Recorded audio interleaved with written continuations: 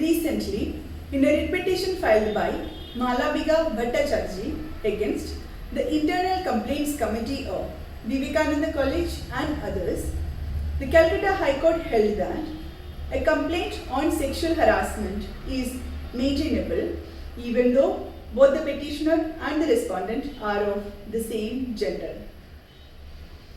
The contention of the petitioner in the writ petition was that the respondent, that is, the Internal Complaints Committee, acted without jurisdiction on a complaint made by a private respondent against the petitioner on the alleged sexual harassment, on the ground that both the parties are of the same gender. The counsel for the petitioner argued that the question of gender equality acquires primacy in deciding whether a complaint falls within the periphery of the Sexual Harassment of Women at Workplace Prevention, Protection and Redressal Act 2013, commonly referred to as the POSH Act 2013, and that in this case, since the gender of the complainant and the respondent is the same, the question of the act being invoked does not arise. The counsel appeared for the private respondent submitted that the University Grants Commission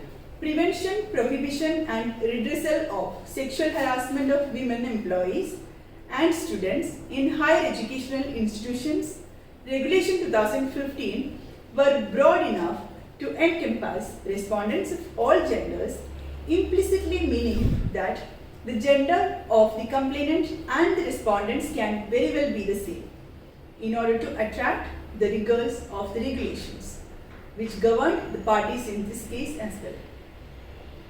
By placing reliance on Regulation 8.2, he argued that the expression "the respondents shall file his or her reply" was used, thereby bringing within its purview respondents of both genders.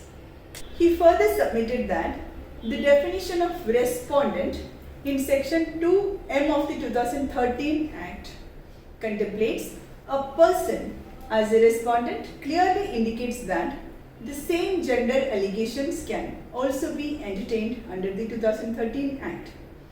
In this context, I'll just read out few of the important definitions which are mentioned in the POSH Act. Section 2M of the POSH Act defines respondent as a person against whom the aggrieved woman has made a complaint under Section 9.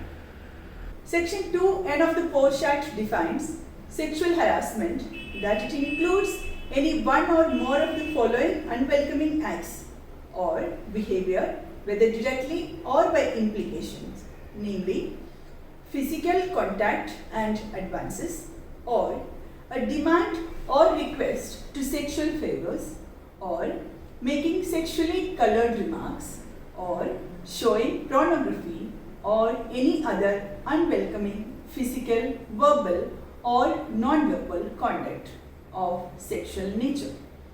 Section 3 of the POSH Act provides for prevention of sexual harassment at any workplace.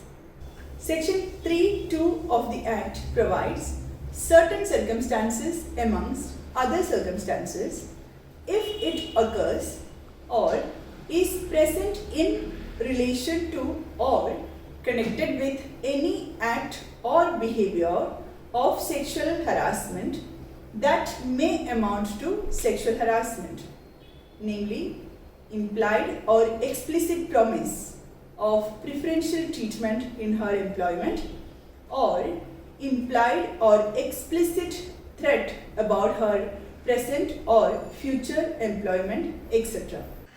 After hearing both the parties, the Hon'ble Court was pleased to pass a detailed order.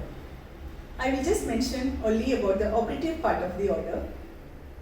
A cursory glance at Section 2M of the 2013 Act shows that the term respondent brings within its fold a person, thereby including persons of all genders. Secondly, Section 9 of the 2013 Act deals with complaint of sexual harassment. there is nothing in section 9 of this act which is referred to in section 2M to prohibit a same gender complaint under this act. The next para of the order is very important. It says that the definition of sexual harassment in section 2N cannot be a static concept, but it must be interpreted against the backdrop of the social perspective.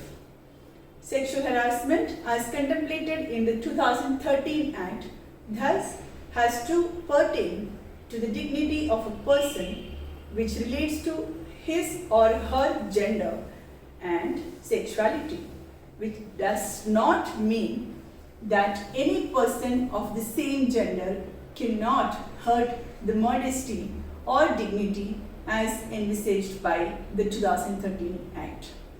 A person of any gender may feel threatened and sexually harassed when his or her modesty or dignity as a member of the said gender is offended by any of the acts as contemplated in section 2N, irrespective of the sexuality and gender of the perpetrator of the act.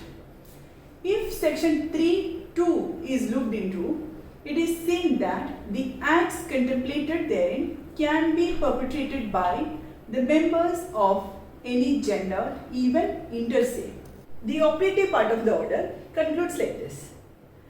In such view of the matter, the act alleged by the private respondent to have been perpetrated by the petitioner as evident from the complaint is maintainable under the POSH Act 2013. Hence, the complaint cannot be turned down at the outset. Though the court has not gone into the merits of the matter, the Calcutta High Court in dealing with such a sensitive issue is truly an eye-opener. The judgment conveys a strong precedent and a message to various organizations, its employees and all other concerned persons that any kind of sexual harassment, irrespective of gender at workplace, shall not be tolerated.